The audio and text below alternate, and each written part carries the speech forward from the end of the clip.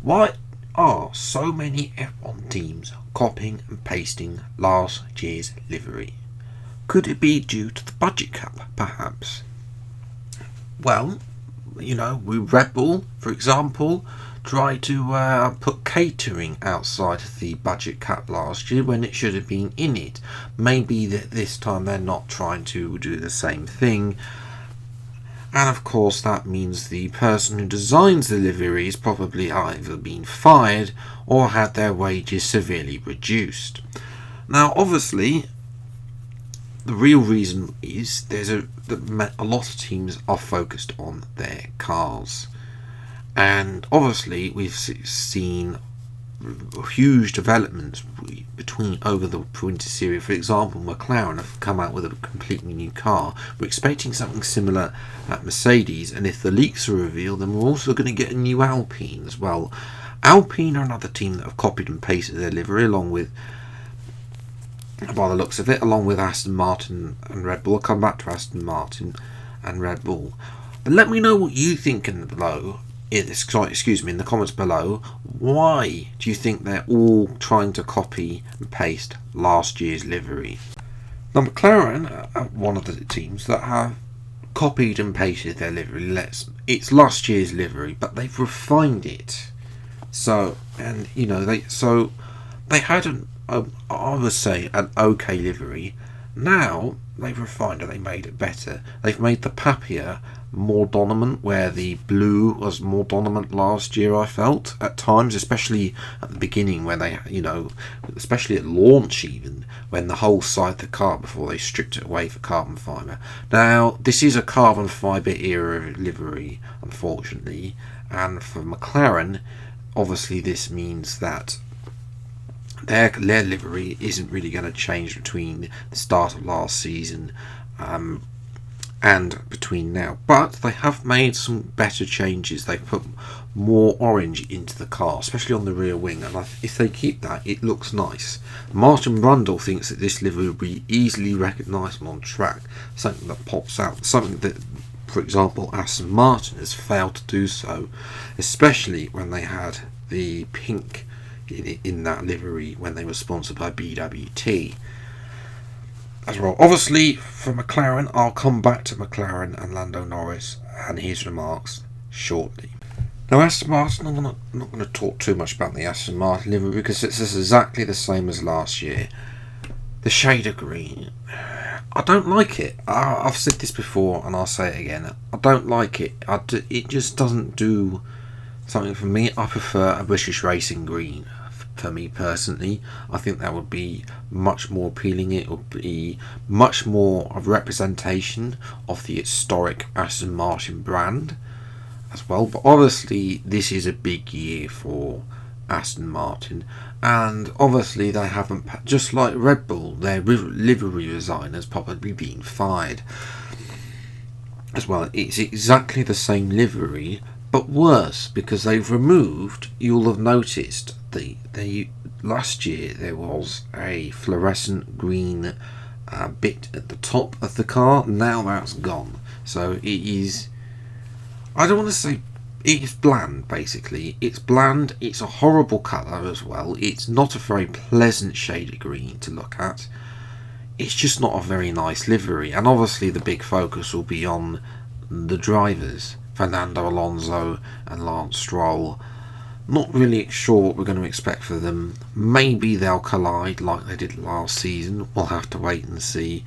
It's only a matter of time before Alonso, who said Stroll's a future world champion, and I'm pretty sure he said the same thing about Ocon when he rejoined Alpine in 2021, and look how that ended up. So take his words with a pinch of salt. Now AlphaTauri have launched their car, and it's not copied and pasted.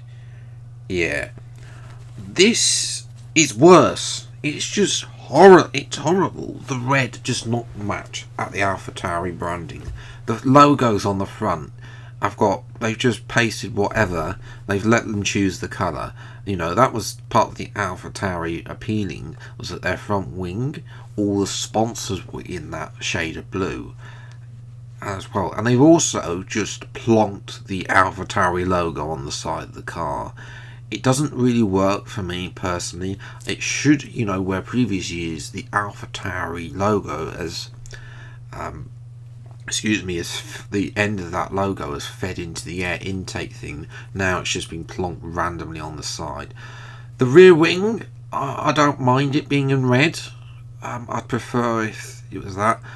But the bits of red on the side, the same with the wing mirrors actually. I don't mind the red being in wing mirrors, but they could have done a whole lot better with this livery, considering last year's livery was actually quite good.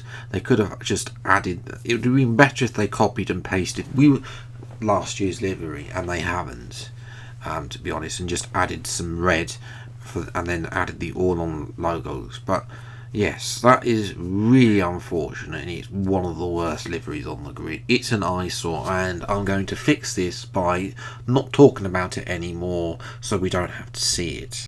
And of course, I've saved the best to last, Ferrari. Oh my goodness. This would be the best livery of all time if it was just for one stupid thing on the side pod. Why is there this random carbon fibre blotch on the side where the Saver Logistics logo is? Why, Ferrari? Please, just cover it up. Take a chunk out the front if you need to save, out the top where the number is here, to make that round if you want. But please, just put some paint where that's Saver, or I'm pronouncing that sponsor wrong, I do apologise as well. But because it looks from the front, it looks so good. It looks so good from the front, It's probably the best livery on the grid, and it's been ruined by this one thing. Now, Ferrari have been out on track today at Fiorano. I've butchered that name, I apologise. Basically, they brought the Tifosi out. I think they sang the national anthem as well. I was at work, so I didn't actually get to see the launch, but to get the fans involved, to get to see after what's such a disappointing end to the season when they had, Leclerc was so far in front, we were thinking, is the championship over? And then, of course, Verstappen went and dominated in the end last season. Whether or not Ferrari can bring that out to see, but they are definitely the people's favourite team. The Tifosi are very loyal despite the shortcomings. And obviously, Frederick Vasseur, or Uncle Fred as he's nicknamed, he has made changes to the strategy department. They will try and improve. He will try and definitely improve the team. Whether or not he just favours Leclerc over Sainz, that's yet to be seen. But definitely driving this car, minus this the sneeze on the side pod, it is, in my view, so far, bearing in mind the only one we've not seen is Mercedes, the best livery so far. Now, on Ferrari's launch, Sainz says its launch like this is also getting a bit what F1's missing, getting the fans involved, getting the media, getting the partners involved. It's been a great day. They got everyone down at Fiorano. They sang the national anthem. They did everything. For them, that is no better way to launch a car. The fans also. It's not like a private test at Silverstone or some other track. The fans are there to be able to watch the car go around as well, which that's how launches should be going. They launch the car and then the fans come outside and they watch it go around. Obviously we don't see that because we've got things like AlphaTauri, where if you saw the AlphaTauri launch, which was very short, wasn't really a launch, just a video they uploaded on a Saturday night, and you saw that apparently the reason Tsunoda weren't allowed to smile in that launch, but compared to that, it's just a picture. That's not really, it's just a picture, a fashion show. Now, it makes great marketing sense, but it doesn't do well for the fans. The fans are not getting, at the end of the day, the majority of fans are not getting up and close to it. Now, I don't know if these are super fans, of how these fans have been able to get there, whether, they're just picking random people off the street, or whether they're actually, inviting people. I don't know how that's working, but Ferrari, if you want to invite me, if you're watching, if you want to invite me, I would love to. That would be the dream, to go to an F1 car launch, especially Ferraris, and experience the car go out on track. Now, stepping away from the car launches, you might remember, of course, the FIA have opened their application for new teams, which is application deadline for that is the 30th of April. Now, F1's going to debate raising the $200 million entry fee for new teams next week. Now, obviously, I've already mentioned that I think the fans want more teams. It's clear than that. But obviously, F1 does not, and neither do the teams. The teams, unfortunately, have a say, which shouldn't be that. I've discussed this previously in the previous episodes of Race Week, so go and check that out for more details.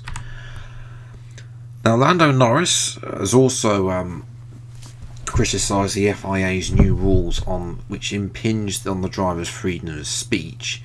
Obviously, he's correct. I'm hoping that they can just speak out. He says, we're not at school. We shouldn't have to ask about everything and say, can we do that? Can we do that? Can we do this? Basically, and I wholeheartedly agree with Lando. There shouldn't be.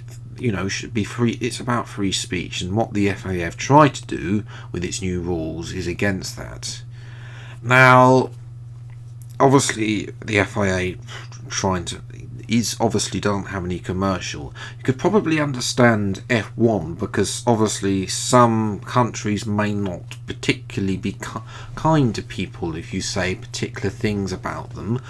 Qatar, for example, the last time we went there in 2021, Hamilton got brought up by the authorities for wearing his rainbow-coloured helmet as well. So I'm expecting similar shenanigans from the Qataris again, should we get that far. The drivers have been backed by F1 boss Stefano Domenicali. Says the sport will never put on a gag on anyone, which is good, because obviously this is the one part of the FIA F1 rule that a lot of people do support. They don't want, they want to continue for their drivers, who are role models in the eyes of millions or billions even around the world, to be able to bring up important issues that are affecting everyday life, really. So hopefully Stefano can put his foot down and make sure that the FIA don't set precedents and stop freedom of free speech. Now, Domenicali has also said he's prepared to cancel races over human rights concerns. This one I don't think will happen because of money. Yes, we're already racing in places like Qatar, Saudi Arabia, and there are a whole load of countries around the world that we are racing in that have massive human rights concerns as well. Obviously, the world is not perfect. Every country has its problems, but there are simple issues where the countries that we are going to, for example, Qatar. We've seen what happened with the World Cup as well, and the build up to the World Cup, and the press coverage of the human rights abuses over there in preparation for the World Cup. Obviously, if this does happen, then it will be a massive blow for money, because obviously F1's currently up for sale by Liberty Media, and one of the people interested is Saudi Arabia's, the people that also own Newcastle as well. But bearing in mind that obviously money, F1 is a business at first, so I do not think that this will happen, and I don't think there will be any races cancelled, especially the fact we're still at Bahrain and there's still nothing really been done in the years since then that's been mentioned. Now back to Lando Norris to end this video. Now he says he's patient to wait for McLaren to rebuild themselves into a championship winning team in Formula 1. He says excited about McLaren's potential, which it looks like they've copied sort of Ferrari Red Bull type sashi, which is good. Obviously we'll have to wait and see how their new team principle fits in, whether or not they can actually get build on that. But you know, we're a team that should be able to win championship as soon as everything in place to do so. So I think this will be a building year for McLaren. If they can get fight some occasional podiums as well, definitely the target will be 4th place. If they can secure 4th place ahead of Alpine, ahead of probably a resurgent Aston Martin, if they continue their form from the second half last season, then they have nothing to worry about. Norris is eagerly awaiting, but obviously he's got a contract that runs out until 2025, and Audi are coming to town in 2026, so this doesn't mean that he's not going to jump to Audi 2026. It just means that he's prepared to stay with McLaren until the end to see out his contract at the very least.